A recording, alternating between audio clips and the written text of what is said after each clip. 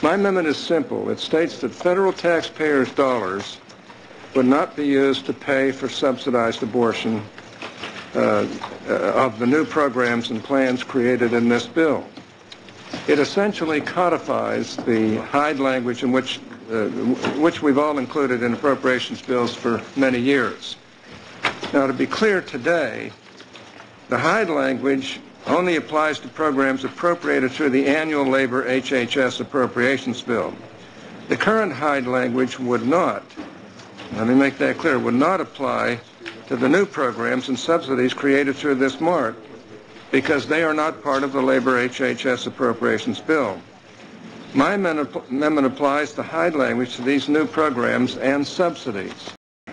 What protections are there, what provisions are there in the modified mark that prohibits federal funds to be spent on abortions?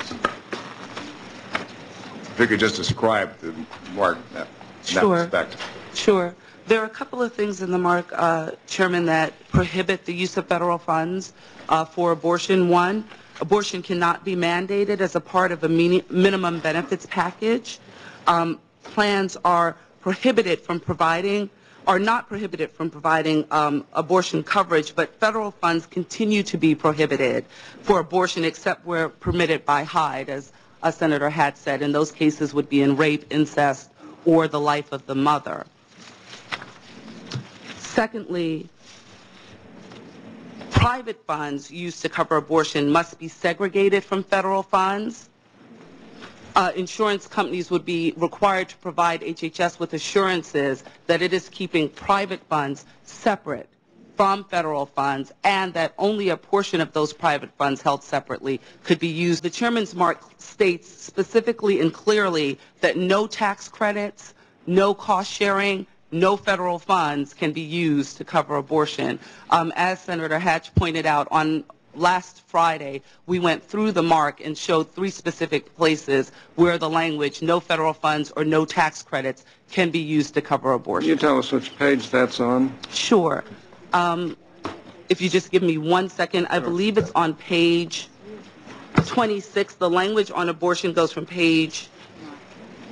somewhere from page 24 to page 26 of the actual mark.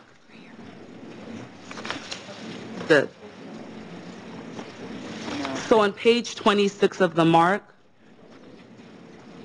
under the section that begins on page 25 that says abortion coverage prohibited as part of minimum benefits package, on the last sentence of the first paragraph on page 26 it says federal funds continue to be prohibited from being used to pay for abortions.